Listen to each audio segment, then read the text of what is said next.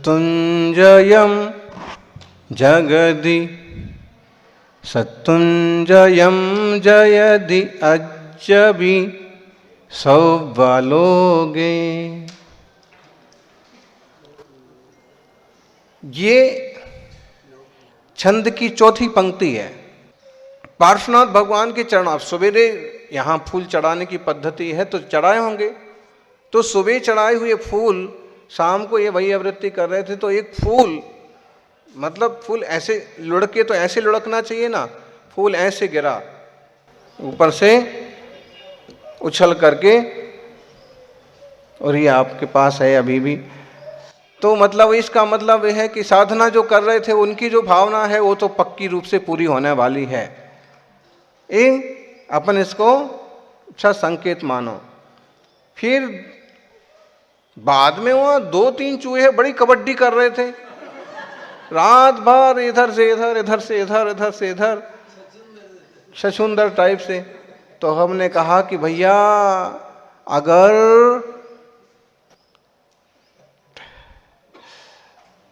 असता का उदय हो तो चूहे भी परेशान करने लगते हैं। लेकिन वो परेशान तो क्या कर रहे थे, वो ये जताने की कोशिश कर रहे थे कि हमारी जगह है और आप लोग कैसे आ गए। भाई दिन में आते हो अच्छी बात है, और रात में भी।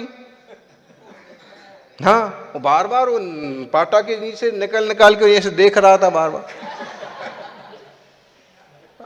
ऐसे बढ़िया चूहे आके कान पूंछ। अब स्वाभाविक है रात में वहाँ पर किसी को भी ठहरने की अनुमति नहीं है, लेकिन फिर भी मुनि संघ साधना कर रहा था, तो उनको भी पहली बार देखा होगा मुनि महाराजों को। ऐसे ही कई लोगों को मुनियों से चिढ़ होती है, और फिर कभी देखने को ना मिले तो फिर आश्चर्य होता है। तो वो भी बड़े आश्चर्य से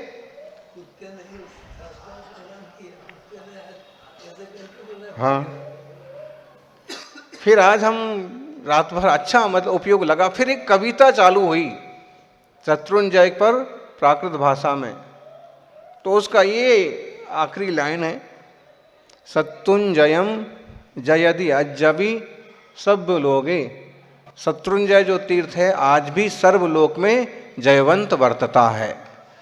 अब इसके ऊपर पूरी जिनालय का और सब 4-5 छंद दिमाग में चले, लेकिन कागज पेन कुछ था ही नहीं, और वहीं रखा था कागज पेन, लेकिन वो दिखा नहीं। ऐसा ही होता है, जब समझ होती है तब समय नहीं होता है, जब समय होता है तब समझ नहीं होती है। जब समय था, देखिए कई लोगों का जब समय रहता है तो फालतू डोलते रहते हैं, समझ नहीं होती है। और जब समझ आती है कि अरे समय ऐसा चला गया, अवसर खो दिया, अब पछताए होत क्या।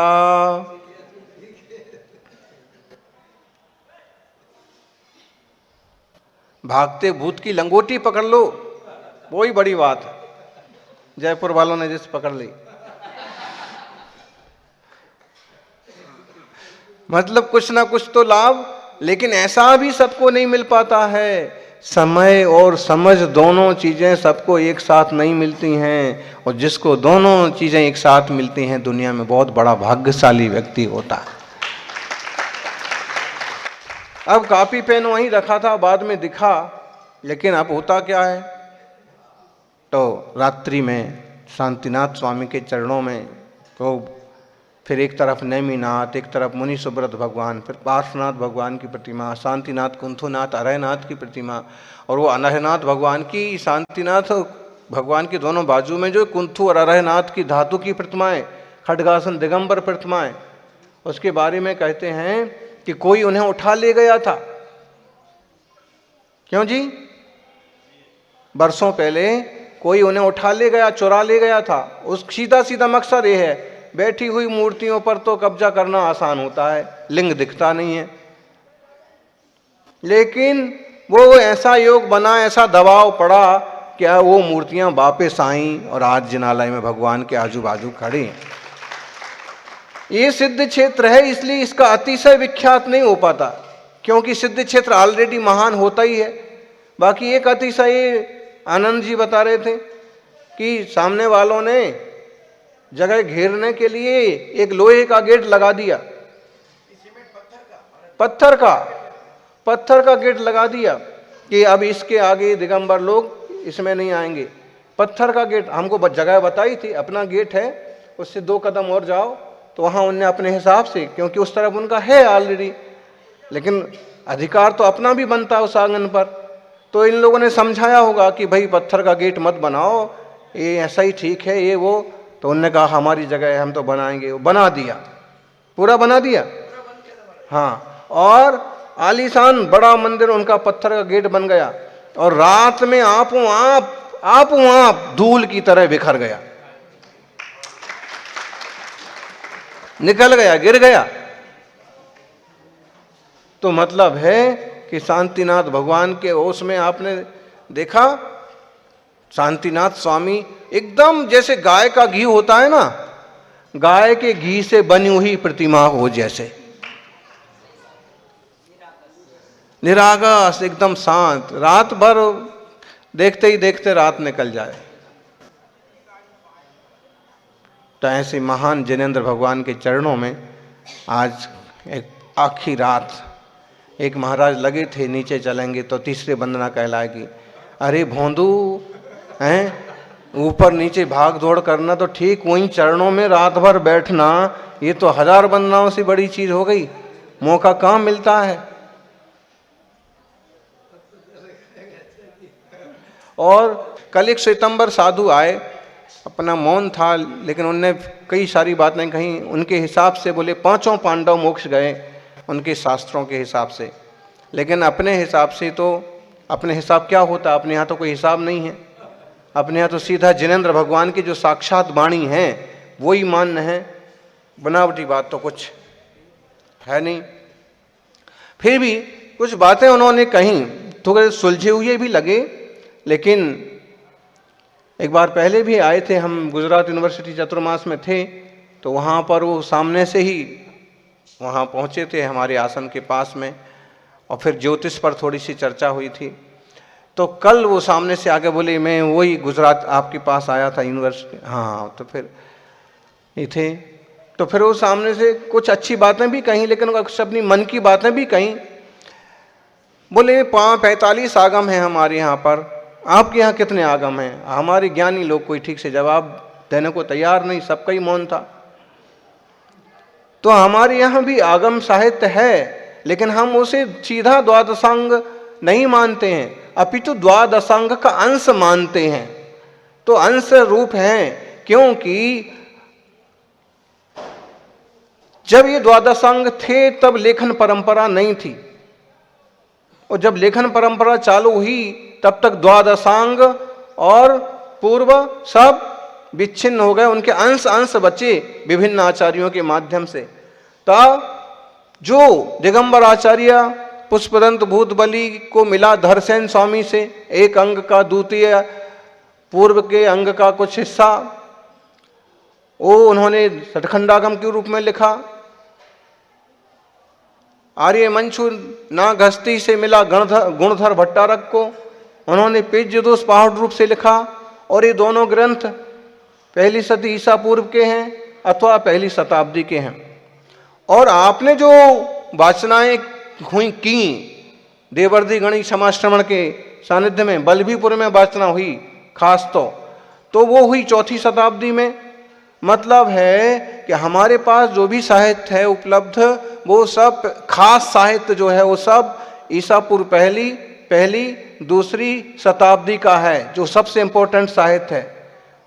भले उनका नाम अंग और पूर्व में नहीं हो, लेकिन वो है सब उसी का हिस्सा, अंश।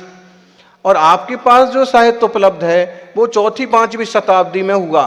तो आपने क्या किया है श्वेतंबराचार्यों ने, कि जिस टाइप का वो विषय रहा उस विषय को उन्होंने उस अंग का नाम दे करके, और एक्चुअल में वही के वही अंग और पूर्व नहीं है, अपितु उसका जो अंश वगैरह रहा, जैसे हमें आचार्य कुंद या भट्टकेर को मिला आचारांग का अंश, तो उन्होंने उसका नाम आचारांग नहीं लिखा, मूलाचार लिखा, क्योंकि वो पूरा आचारांग नहीं है।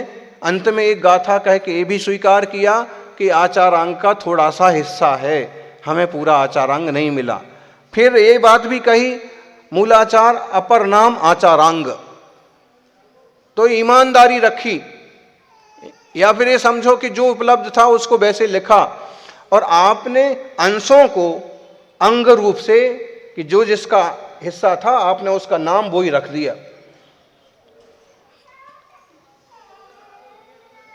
लेकिन पहले लेखन यहां चालू हुआ, बाद में वहां 4वीं शताब्दी और बाद में 1-2 वासनाएं और हुई, तो वो साहित्य ऐसे सामने आया।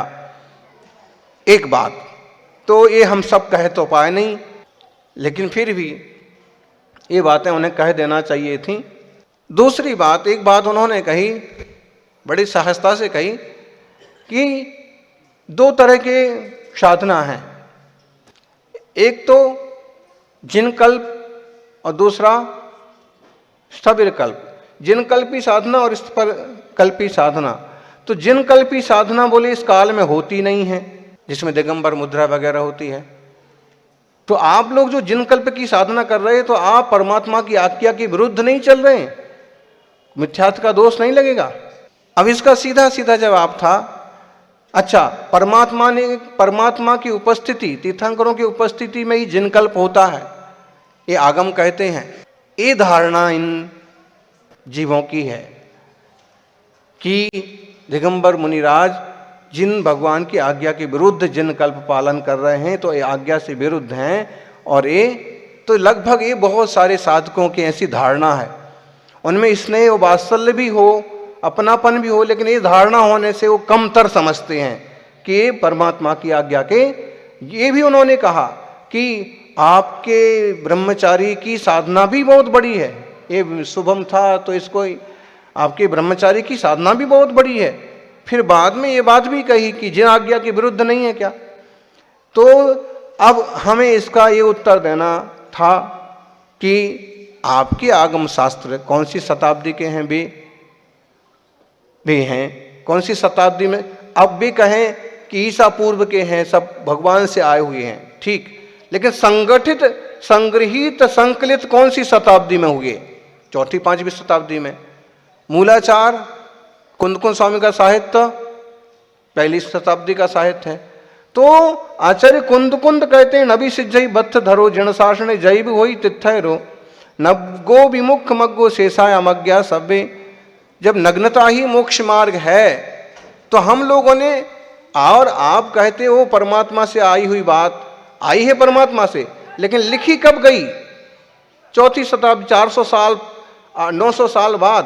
तो संभव है कि जब तक इस मार्ग का ऐसा दृढ़ीकरण हो गया कि दिगंबर मुद्रा को अति कठिनता से पालन होने लायक, या आपस में कुछ विद्वेष बढ़ने के कारण से उनमें लिपिबद्ध कर दिया गया कि इस काल में जिनकल्प होता ही नहीं है, आपसे पालन नहीं हो रहा था जिनकल्प, वापिस उसको लेने को तैयारी नहीं हो रही थी, इसलिए उसका क्या कर दिया? लोप ही कर दिया। तो ये परमात्मा ने ये बात कही है, इसका सटीक प्रमाण क्या है? कुछ नहीं है। आपके पास अगर ऐसा लिखा हुआ है कि जिनकल्प नहीं होता है, तो हमारे पास ऐसा लिखा हुआ है, उससे 400 साल पहले का लिखा हुआ है कि होता है। तो ऐसे में फिर उन्होंने, अब एक तरफी बॉलिंग होती है ना, तो फिर उन्होंने एक बात और कही कि देखो भाई, जो भी है अपने दिगंबर, श्वेतांबर और स्थानकवासी, टेढ़ापंथी जो भी हैं, लेकिन कहीं भी मेरी समझ से सम्यक दर्शन तो हो सकता है, सबको हो सकता है, किसी भी रूप में हो सकता है। सम्यक दर्शन तो त्रियंश को भी हो सकता है, सबको हो सकता है। तो अब इसका उत्तर ये होता कि सच्ची श्रद्धा हो सच्चे देव शास्त्र गुरु पर, वस्तु व्यवस्था पर, तो सम्यक दर्शन होता है। लेकिन ठीक है, अगर हम ये समझ लें कि उनको गुरु के माध्यम से ऐसा ही मार्ग मिला है और उसी को पकड़ लिया है, लेकिन फिर भी तत्व की श्रद्धा वगैरह ठीक है और वो सम्यक दर्शन मान रहे हैं, तो एक बार अपन सुन लो। लेकिन आप लोग इतना सौभाग्य समझो कि ये वीतराग शासन आपको मिला है। वो क्या करें, उन्हें गुरुजनों की परंपरा से वही मिला है। उस चीज को भी 1500, 1700, 1800, 2000 साल हो गए हैं। तो जो जिस माहौल में, जिस परिस्थिति में रहता है, वो वही समझता है अपने आप को, उसके बाहर का पता नहीं पड़ता है। इस पर भी उन्होंने एक बात कही कि जब आपस में मिलते जुलते हैं, समझते हैं, तो एक दूसरे के प्रति वात्सल्य बढ़ता है। हम ज्योतिष पर अच्छा काम कर रहे हैं और तिथियां मिला रहे हैं, ताकि एक तिथियां मिलने लग जाएं, कम से कम तिथियों के हिसाब से अपन एक हो जाएं, वगैरह वगैरह। तो उनके विचार हमको भी ठीक लगे। बाकी आपसे भी हमारा ये कहना है कि सौभाग्य से आपको तो सब कुछ उत्तम उत्तम मिला है। सच्चे देव शास्त्र गुरु वीतराग नरगंथ दिगंबर मुद्रा, भले चाहे उस रूप में से आए हुए अनेक साधक दिगंबर संप्रदाय को स्वीकार भी किए, मुनिराजों के मार्ग को भी माना। कुछ कुछ मुनि नहीं होते हैं, ऐसे भी निकल गए, लेकिन मुनिराज हैं, सच्चे देव शास्त्र गुरु होते हैं। आज इस पंचम काल में भी हैं। ये रत्न हैं, देव शास्त्र गुरु रतन शुभ, 3 रतन करतार, भिन्न भिन्न कहूं आरती। रतन हैं ये, पांव नहीं तोड़ रहे हम पहाड़ पर जाकर के।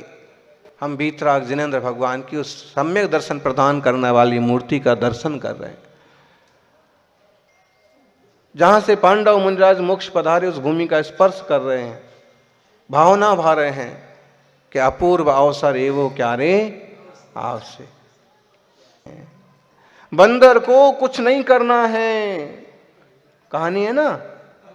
ओ चने रखे हुए थे छोटे मुंह के घड़े में, और बंदर ने हाथ डाला, अब हाथ भूत ने पकड़ लिया। किसने पकड़ लिया?